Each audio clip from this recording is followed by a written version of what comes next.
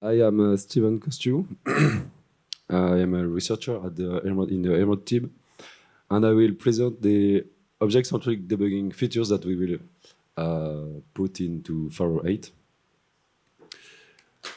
Just a few words about me before. I am a researcher in Emerald, as I said. I work mainly on debugging and object-centric debugging, and before that, I worked a few years in the industry as a software engineer, and I did a PhD. Then I worked a few months last year for the consortium. And the object-centric debuggers, it's not a new idea, but the implementation that I present was possible following the technical work that I did during my PhD and for the consortium last year. So the first question is, what is object-centric debugging? It is when you have a debugging technique or tool or that you apply only to one specific object, and only that object is affected by your debugging tool. So it can be a breakpoint that is only active for one target object, or, for example, a method that you only add, maybe temporarily, to one object. To be a bit more concrete, I will illustrate this with a magic trick. So for that, I will need some random volunteer from the public, like you, Mr. Nobody knows you. Come. Come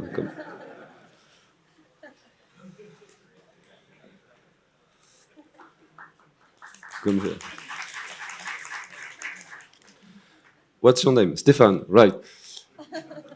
You're going to choose a card in the deck. Okay, you can show it to people. I should not see the card. Ah, it starts. Well. Okay.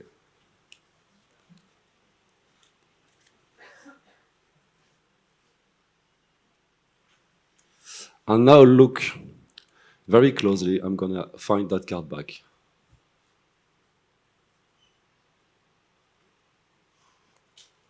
It's that one. No. I did it on purpose.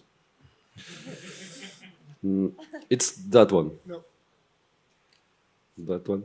No. Okay.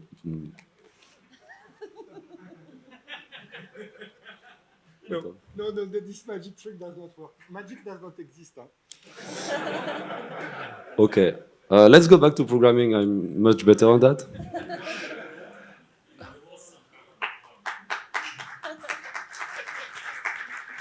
Okay, now imagine that this is in your program. You have a deck, which maybe is a collection, and you have a class card and instances of that card. Actually, if you don't know magic and that you are looking for a particular card, you will put a breakpoint and you will look for every object when the debugger opens and check and wait to find the object that you are looking for. If you know a bit of magic, you will try to be smart and put a condition. So maybe you will put a mark on a card and look for that card. But at some point, maybe your program gets a bit old and you've done it many times and you have a lot of cards with marks. And then you have to put a second mark. And then it goes on, goes on. But fortunately, we can do some magic in Faro.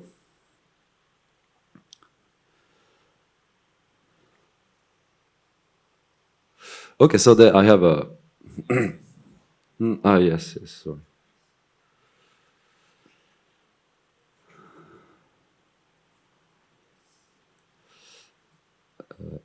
Okay.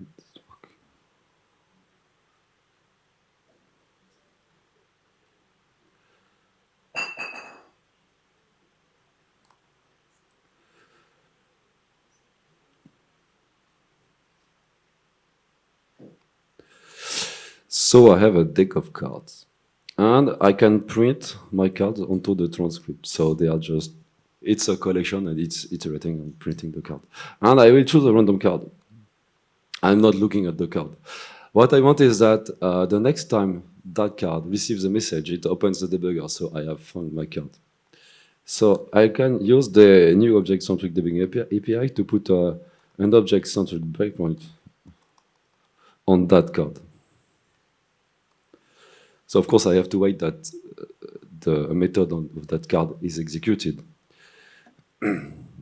Then when that card is executes a method, a debugger opens. So I can see that here it's the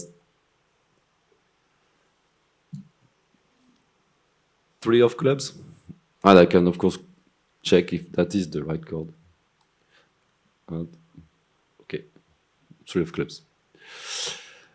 So what happened is that I've put a breakpoint only on that object, and when that object executes a method, the debugger opens, but not for the other cards that you can see in the transcript. So we now have Infrawrite, an API, which is working in progress, but for object-centric breakpoints, which is twofold. You have first an API to break when you receive a message. So you have to find a target object, and you can send, for example, the halt on call. It will halt each time this object receives a message. You also have, of course, the means to choose the method in which you want to put the object-centric breakpoint. So using the latter API method, it will only halt when the deck receives the random card message. You have an API for halting on state access, so you still need to find the object, and then you can halt whenever the program tries to write into one of the instance variable of that object, or read, or both. And you can also select which instance variable you want to monitor, so that, for example, in that latter example, it halts when you access the card's instance variable. But then the question is, in practice, when you're not doing magic, why do you need object-centric debugging? An abstract answer will be that it's obviously when you want to debug one object and leave the other alone. For example, when you want to debug a collection, in Pharo you have collections everywhere, so if you put a breakpoint in the collection class, it will break the system. This is the same with graphical objects. If you want to halt when you click on a morph, for example, if you put that in a morph class, it will break every time you click on something. So this is why I have a few examples. So for instance, imagine you want to put a breakpoint in a collection. First, I'm just demonstrating what happens if you put a breakpoint in the add method of a collection.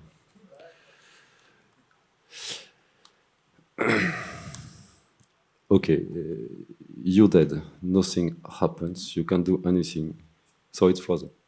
Because actually, the system uses collections, but also the debugger. So it opens a debugger which uses collection. It adds stuff in collection, then it opens other debugger recursively, and it's over.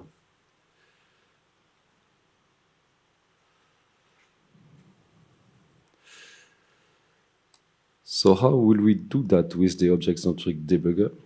We create collection.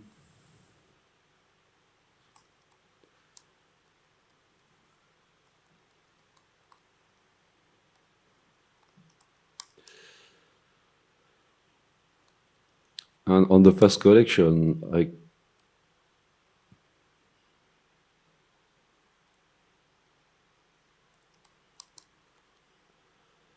I can put a breakpoint on the add method. So I put my breakpoint and the system is not frozen. And I can add something into that collection. It opens my debugger.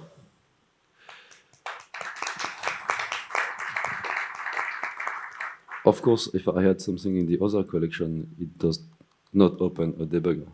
I will do it again on that one. Okay, so first example was that. Second example is you want to put a breakpoint in a graphical object. So I'll go there and open my class browser on the on a class. So in a class browser, you have columns here.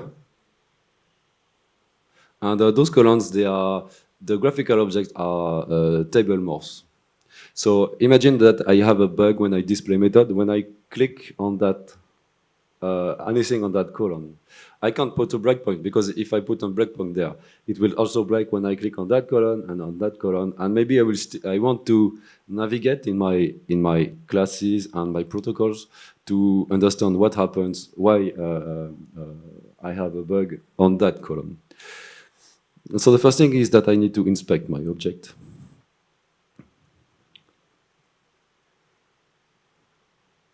I will also inspect it with the spec2 inspector.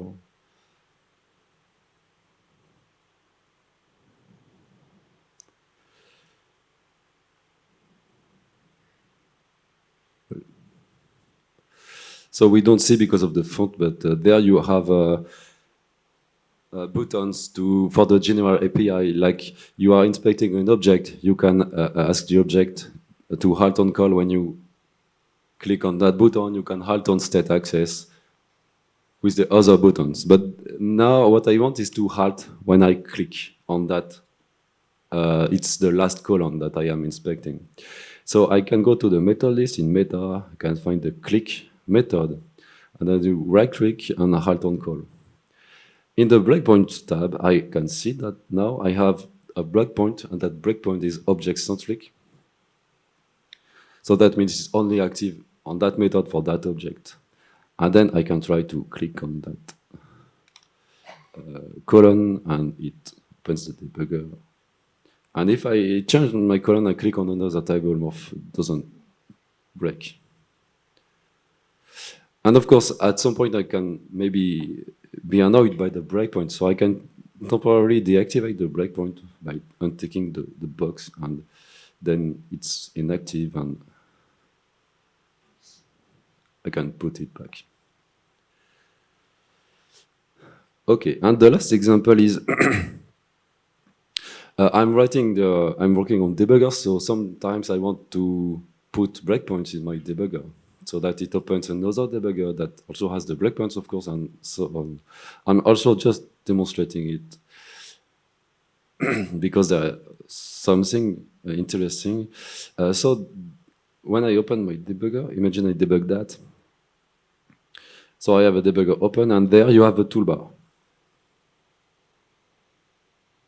And the toolbar, in the toolbar, you have debug actions, and the list of debug actions can change when you step, because sometimes you will have a does not understand exception, and you will have a new button that asks you if you want to create the method that is not understood.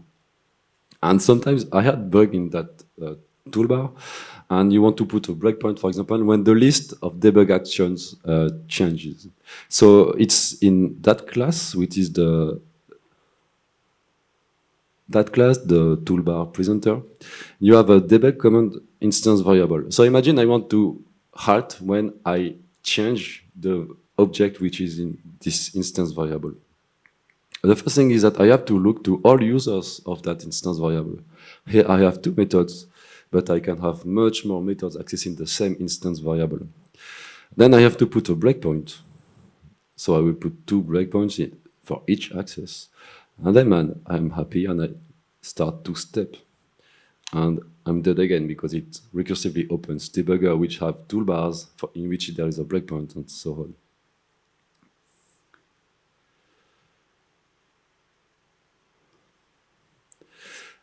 So I'll do the same thing with my object-centric debugger. I will debug that.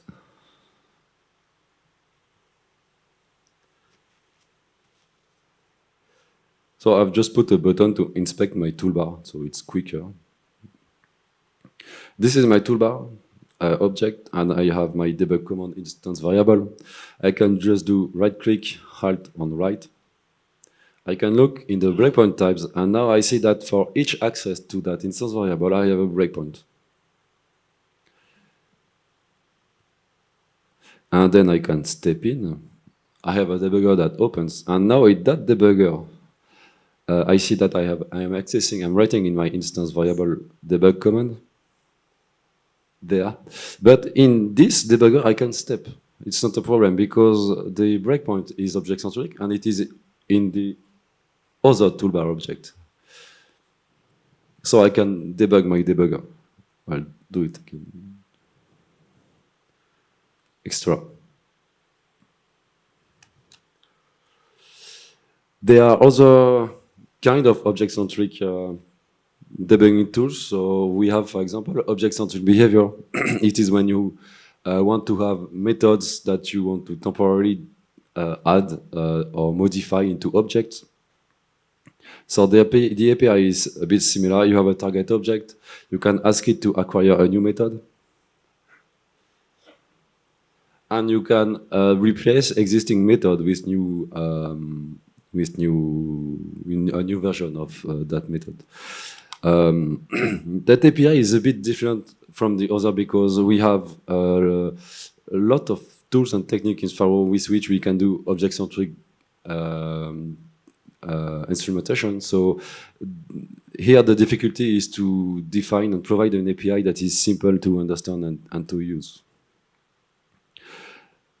I tried, it's a work in progress, to evaluate how much impact it has on the performance of your program. So what I'm going to show is so work in progress, and it is only on the simple case of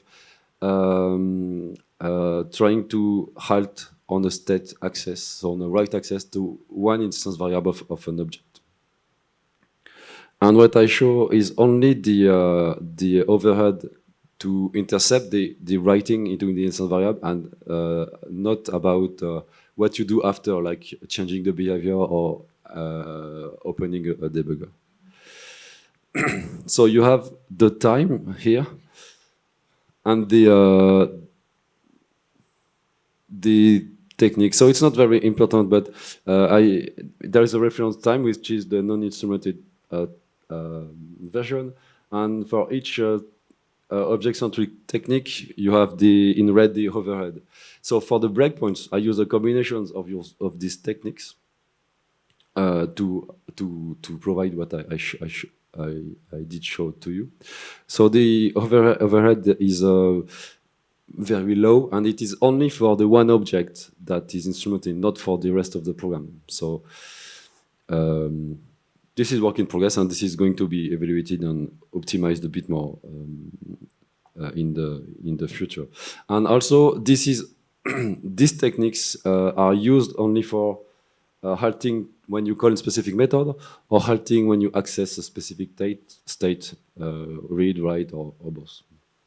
It's a bit more complicated when you want to halt each time you receive a method.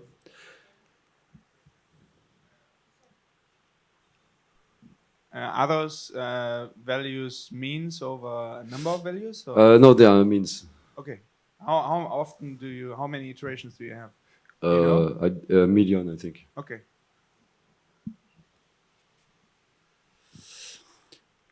So for halting on each method call, I use proxies, and there you have only overhead. Okay, it's not visible, so it's very slow. But I did not try to optimize anything yet. So there surely must be things that we can do. And on the other one was an experimental experiment to try to put slots in Pharo in read-only mode, so that when you try to access the slot to write on it, it raises an exception, and from there you could open a debugger when you access the state. But of course, it was experimental, and I'm not using that one anymore. Of course, there is a few things left to do and some technical issues. The first thing is to match the standard breakpoints API, so that you can put condition in your object-centric breakpoints. You can, for example, halt only once and extra. I show you only tool support, as you saw in the inspector, for the object-centric breakpoints, but we need tool support for the object-centric behavior API, and of course testing and integrating into Pharo. I'll go fast on that one. There's a few technical issue. All the implementation relies on a technique which is on anonymous subclasses in Pharo, and there are different users that are using the implementation.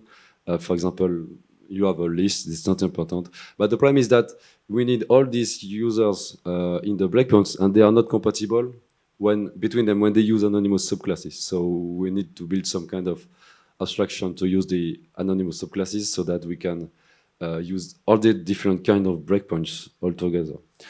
And I've shown you in the breakpoint tabs in the inspector, you can tick and untick the breakpoints to activate them. But at some point, we will build something more, more tools to, for instance, deactivate all object-centric instrumentation at once and put them back and have some kind of possibility of express how you want to view your object and how you want it to behave. That is also, I've shown you the API and the tools that I've started to build on it. It will be, it should be in Faro 8. For now, it's you can try it, but so you can try it, but you need, of course, the spec to load it into the image. And I am also writing a booklet about how you can do object-centric instrumentation in Faro and how you can build and use object-centric debuggers, and it will soon be available. Thank you.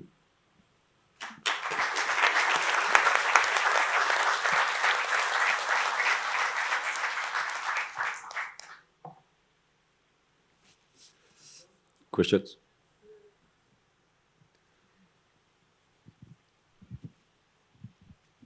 Hello. It was not exactly clear to me if you could briefly summarize what did you take from this original implementation from Jorge Recia that you probably read? The API description. Okay. It's only the idea that we can have the halt on call, the halt on state access, but the implementation is completely different. Yes, nothing to do with it. Okay. We just take the idea of the API and. Okay, and do you have a reason or an explanation on Yes, on the difference of why this one is better? First, his implementation was on Faro 2, maybe, old version Faro, so there would have been the need to port it to Faro 8. And also he used his own meta-object protocol and a lot of work from his PhD. Well, there we are using Faro tools that are basically that are natively present in the image today, and I just during my PhD and for the consortium implemented what was missing for having that. Thank you.